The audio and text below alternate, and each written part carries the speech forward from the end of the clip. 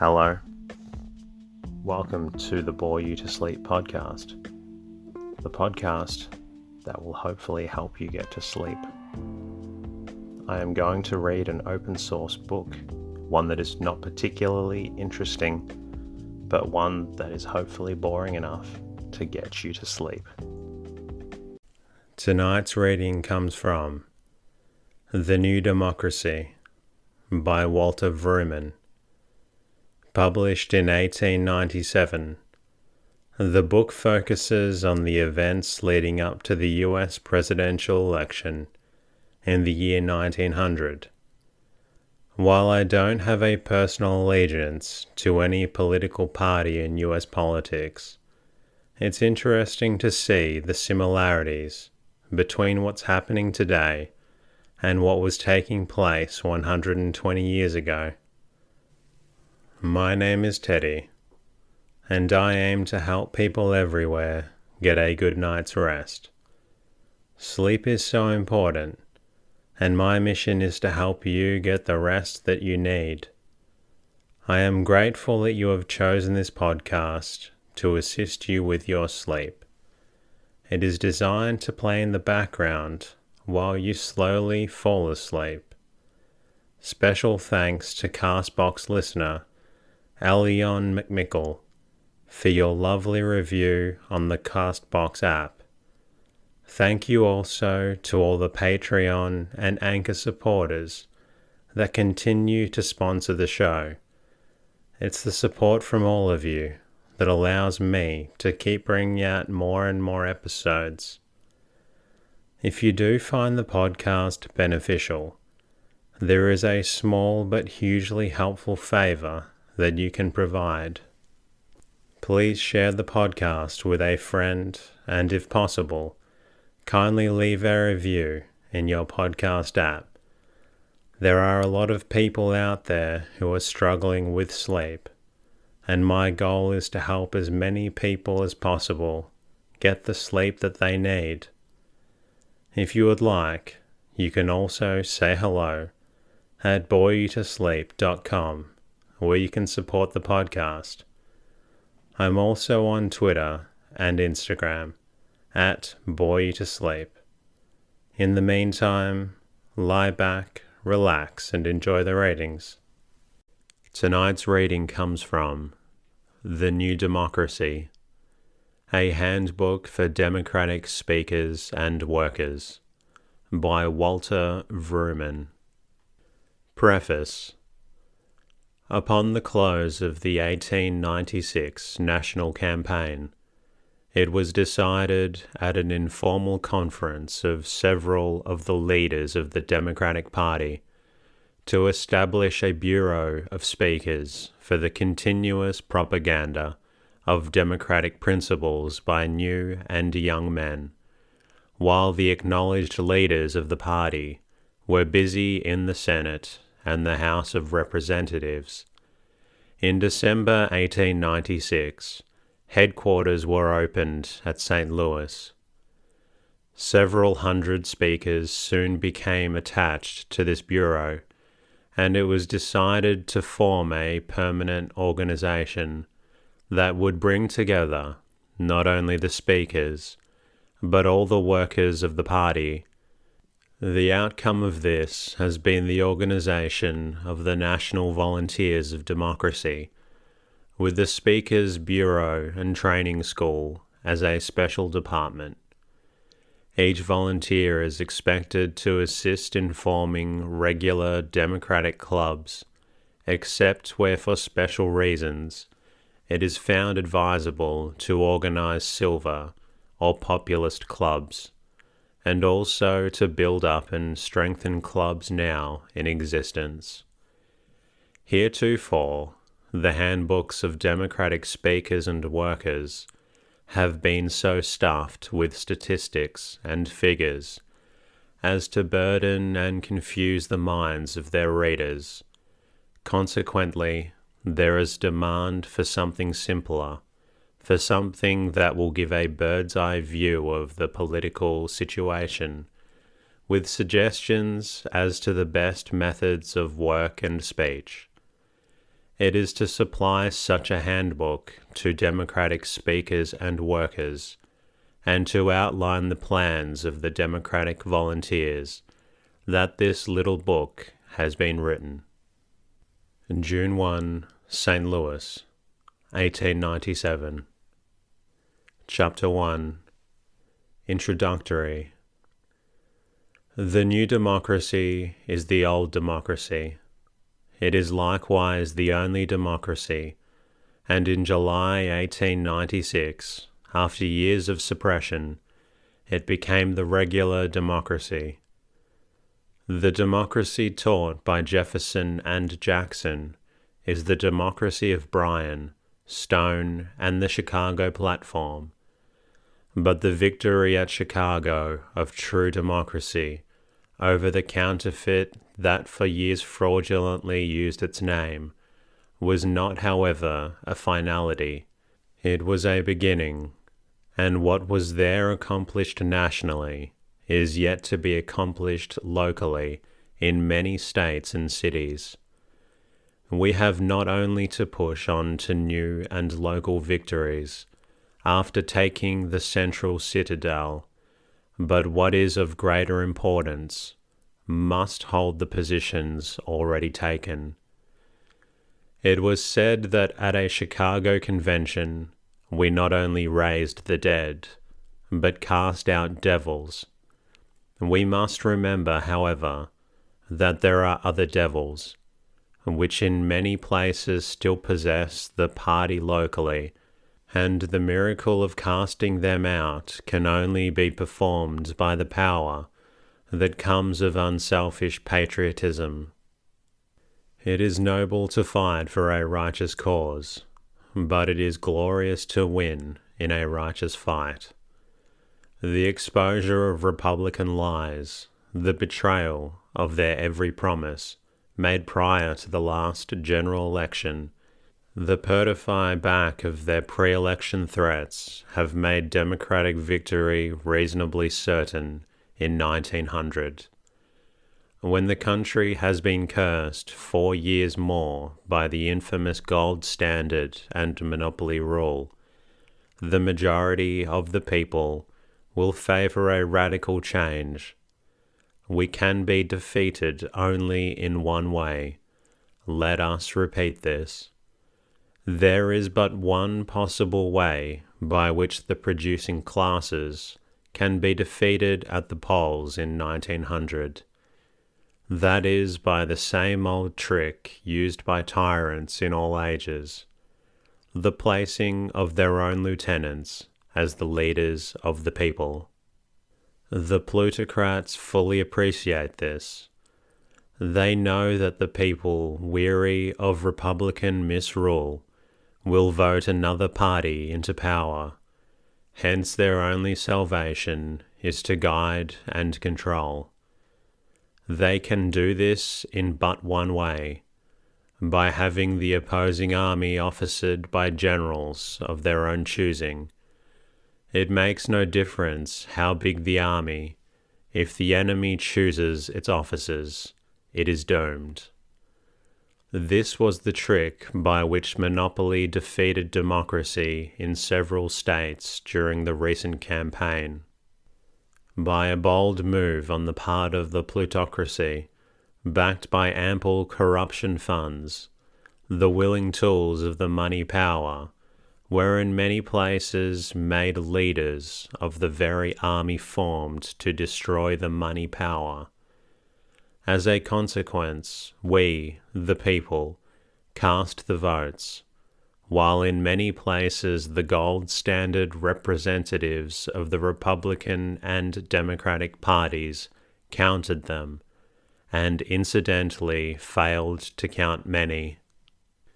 In 1900, the people may poll any number of votes, but if we fail to stamp out such traitors as David Bennett Hill, Calvin S. Bryce, C. Whitney, and John C. Carlyle, who used the Democratic name only to defeat democratic principles, and who claim friendship for the poor man only to add his product to the fortunes of the rich. Unless we expel these conspirators and hypocrites from the Democratic Party, with all their abettors and partners in fraud, we will be defeated in spite of our overwhelming advantage in numbers. Democracy now means the people against the organized money power.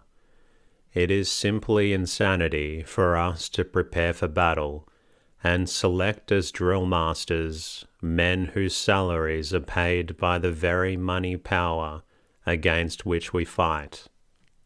Suppose 1 million American soldier boys were to march with flying flags and beating drums against an invading army of Cossacks and Turks, and that by some trick the wily Tsar and Sultan should secure the appointment of Russian and Turkish officers over our troops. Should we be surprised if thousands of our brave boys were led headlong into ditches and slaughtered like rats in a trap, and our magnificent army cut in pieces by half as many European king worshippers? We should not be surprised, and no man who knows anything about war could have been surprised when such fate befell the magnificent army of raw recruits led last year by Brian against the invasion of the European moneyed despots. We were cut into pieces, ambushed, scattered and defeated solely by the treachery of subordinate leaders whom our great champion and the people trusted, who, by sympathies, self-interest and custom, were bound to the very money power that we were fighting to overthrow.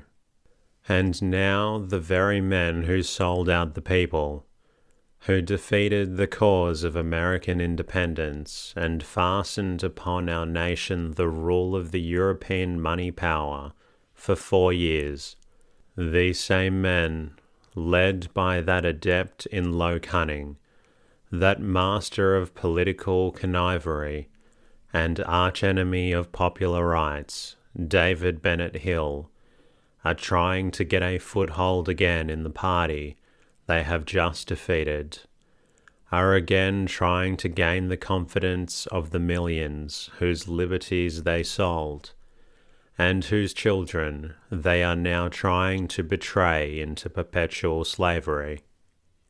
Some may say that it is impossible for these conspirators ever again to get a hold on the Democratic Party. Such overconfidence is always a fatal weakness in war. When we know that the only possible way for plutocracy to continue to rule our country is by corrupting the Democratic Party and placing its own agents in democracy's councils, and that the united money power of the world will, during the next 4 years, attempt to man democracy's army with plutocracy's hirelings. Our business is not to lull ourselves into a false belief of security, but to work by day and watch by night to defeat the enemy. It is not for us to proudly boast that there is no danger, for there is danger. Grave danger, solemn and awful danger, that with an unlimited use of money and the purchase of the best political genius and cunning of our country by monopoly, we may again be betrayed on the eve of the battle. When the outcome of our struggle is a world to be gained or lost, civilization to go forward or be derailed, all that is dear to us, all that is most sacred in life saved to us or snatched from us, we cannot be too alert, too eager, or too anxious, cannot prepare or organize too thoroughly for the primaries that are to decide the leadership and control of democracy, in the contest of 1900. We should, each of us, swear in the name of God and man that all the power and influence we possess shall be earnestly exerted from now until 1900 in ridding our party of these parasites who are in it only to destroy it. We should bitterly oppose the selection of any man for election judge, precinct captain, ward committeeman, city committeeman, county committeeman, state committeeman, national committeeman, or any other place of trust in our party, who is known to be in sympathy with, or friendly to, the gold standard, or to any one of the giant trusts now helping to destroy our republic. If we would destroy the trusts, we must be led only by known enemies of the trusts. If we would be victorious in this conflict against plutocracy, we must follow only leaders whose records prove clearly that they are absolutely free from entangling alliances with plutocracy. Some say we must harmonize all elements. We cannot harmonize the interests of the man who steals and the man who is stolen from, any more than we can harmonize fire and water. We only weaken our cause by trying to get the men against whom we are fighting to join us. Someone exclaims we must have the gold Democrats with us, or we are lost. There can be no such thing as a gold Democrat.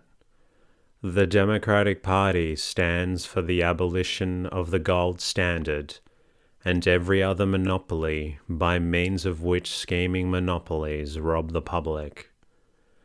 A gold Democrat is as much an impossibility as a round square, white lamp black, or a red-hot icicle.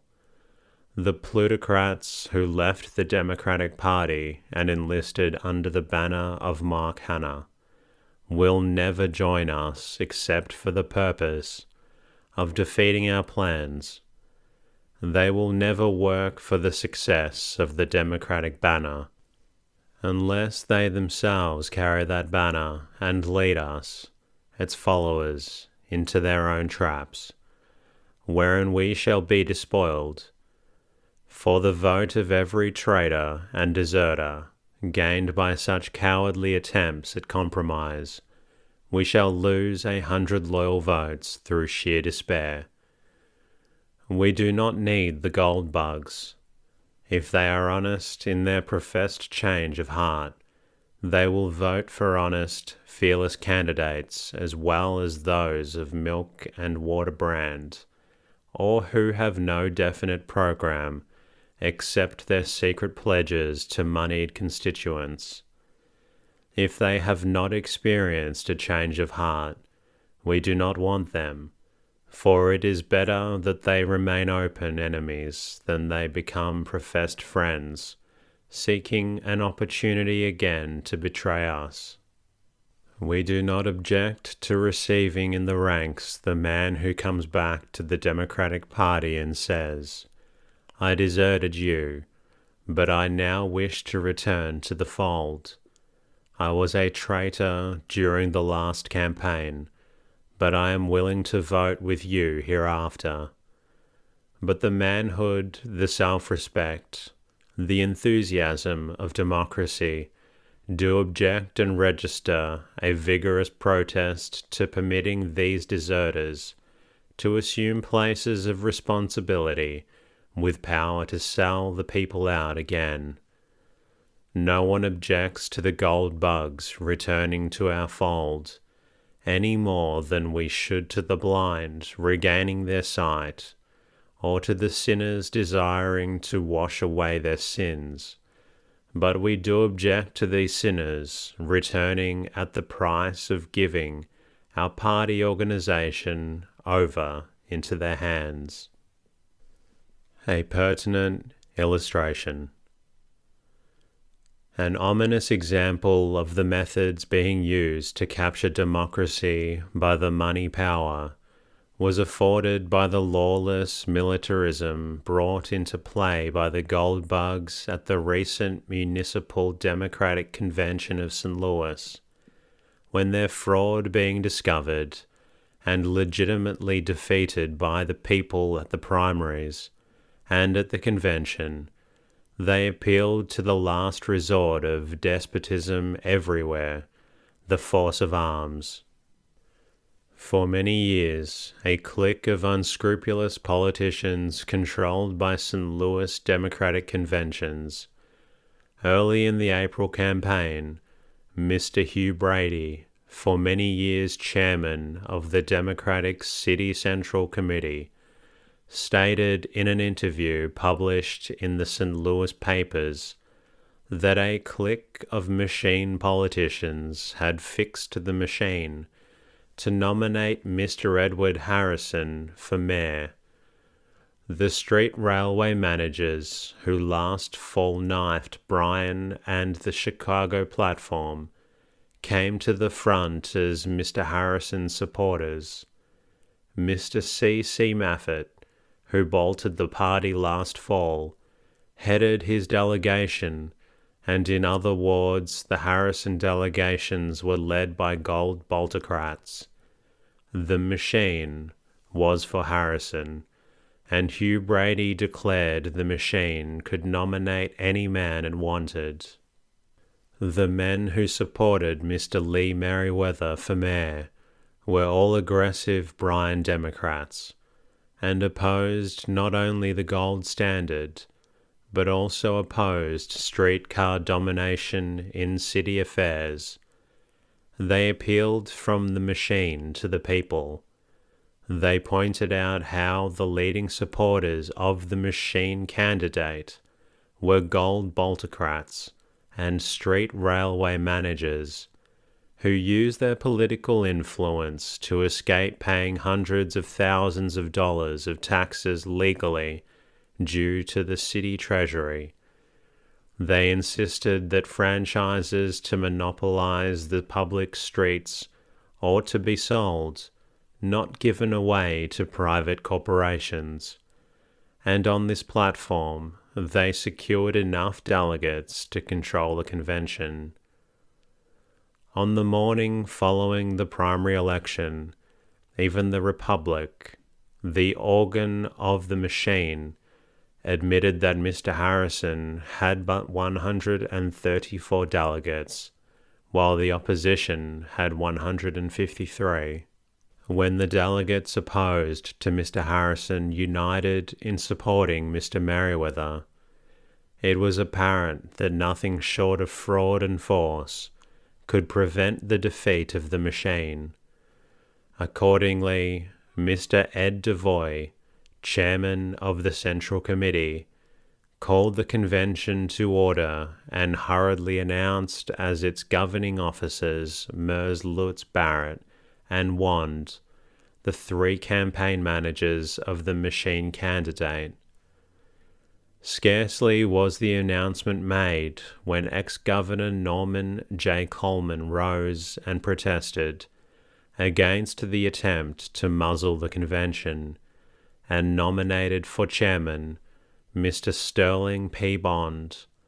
Upon DeVoy's refusing to put this motion, one of the delegates, R.T. Brownrigg, made the motion, which was duly seconded, and Governor Coleman put the question to the convention, and it was carried by a majority of the delegates. In a similar way, secretaries and sergeants-at-arms were elected, the convention refusing to accept the slate prepared by the machine. After the committees had been appointed and reported, nominations for mayor were made, and on the second ballot, Lee Merriweather received 155 votes, 11 more than a majority of all the delegates elected, and he was accordingly declared the nominee of the Democratic Party. Thereupon ensued a scene more worthy of Russian than of the American Republic.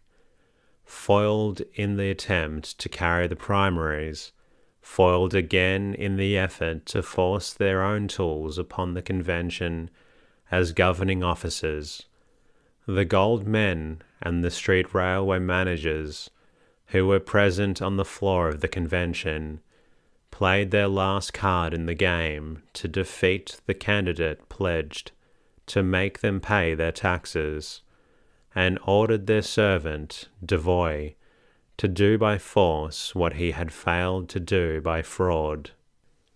A board of police commissioners lent themselves to this shameful assault upon American liberty, and ordered 300 armed police to drive from the hall the delegates opposed to Mr. Harrison, Sterling P. Bond, John J. Fitzwilliam, and W.A. Brandenberger, the duly elected chairman and secretaries of the convention, were brutally assaulted by the police. Mr. Bond was carted away to jail in a patrol wagon. Mr. Merriweather, who had been called on to address the convention after his nomination for mayor, was thrown from the platform by 2 policemen, and in company with a majority of the delegates, was forcibly expelled from the hall. Since the 9th of November, 1799, when Napoleon's grenadiers drove the French deputies out of their convention hall at the point of the bayonet, history affords no parallel to this outrage by the St. Louis Baltocratic politicians. That in claiming a convention has no right to elect its own presiding officers, the Gold Baltocrats were utterly wrong in custom as well as equity, will be seen by recalling the manner in which last year the Chicago Convention refused to accept Senator Hill, the National Democratic Committee's suggestion for chairman, and instead elected Daniel, a silver senator from Virginia. Although the St. Louis papers subsequently supported Mr. Harrison, whose nomination was only accomplished by the illegal use of 300 police, those same papers did not hesitate to say, the morning after the convention, that the action of the machine was illegal and tyrannical. A warning for the future. Might never makes right. The candidate whose nomination rests not upon ballots, but upon the clubs and guns of 300 policemen, cannot be the rightful nominee of democracy, which means people's rule, not police rule. When appeal was made from the outrage of the corrupt political machine, the Court of Appeals decided that the matter was beyond its jurisdiction, that no court has the power to review the action of the election commissioners, even though they certify to the nomination of a candidate without a shadow of right to such nomination. Had the court consented to examine the evidence and gone into the merits of the case, it could not but have decided that the rightful nominee for mayor was Mr. Merriweather, who had the affidavits of a majority of the delegates showing that they had supported him in the convention. The high-handed attempt of the Gold Baltocrats to tyrannize over the convention resulted in democracy's defeat, but despite the stinging rebuke administered by an outraged people, the machine is again endeavoring to fasten itself upon the Democratic Party of St. Louis. The same tactics, and even more desperate and lawless ones, will be used by the gold plutocrats throughout our country. The people must be prepared to meet them. What are the best methods of preparation? It is to give some suggestions as to the methods, and to increase the vigilance of the patriotic Democrats and friends of humanity in whose hands it may fall, that this little volume has been written. Chapter 2. How to Begin Work. The immediate purpose of the Democratic Volunteers is to organize and carry on in the most effective way the campaign for 1900. They seek to build up and foster the democracy of Jefferson, Jackson, Bryan, and the Chicago platform by seeing first that the common people remain in control of the Democratic Party, and second, that the Democratic Party, representing the common people, gets control of the country in 1900. It is further hoped that the volunteers, thus organized and trained, will become a permanent force in the history of our nation. The power in the guidance of the forces behind the nation's progress, a means of uniting the best intelligence of our race, with that faith and deep religious purpose which permeate the common people, and of expediting the conscious cooperation of individuals with those giant forces that are slowly but surely destroying the old and building up the new civilization. Our plan appeals principally to young men. Our methods are new, at least to this generation, and as we believe that the great battle in which we are engaged must be led by the most vigorous, active, and courageous among us, we depend principally upon young men for leadership and work, knowing that our principles are eternal, and that in proclaiming that we have the support of the great common people of posterity and of God, the volunteers are expected to assume, upon all occasions, an attitude of absolute confidence. We are to utilize every force and every means that perception can discover or ingenuity devise for the forwarding of our movement. We are to proceed, not only by usual, but by unusual methods, taking possession of resources never before thought of in political campaigns or religious crusades. Our principles are to be declared both in public and in private, and propagated methodically and persistently in every existing institution, organization, or association of men and women. The Church is the center of activity for many. This class can be reached best by having our truths come to them through the channel by which they usually receive their opinion and ideals, namely, the Church. There are other hundreds of thousands whose lives center about the liquor saloons. To reach these, our speakers must go to the saloons. In many agricultural communities, it is customary to hold meetings in schoolhouses, while in good weather, picnics, barbecues, and all-day gatherings take place in the woods. To these various customs, our speakers must adapt themselves. In some sections, the camp meeting lasts for a week or two, in great tents or in special woodland resorts, permanently constructed and kept for that purpose. Our volunteers will find here opportunities for effective work. But for the reasons of economy, the greater part of our work will be done outdoors. Plutocracy can afford to hire a dozen halls where one drawing speaker can be secured.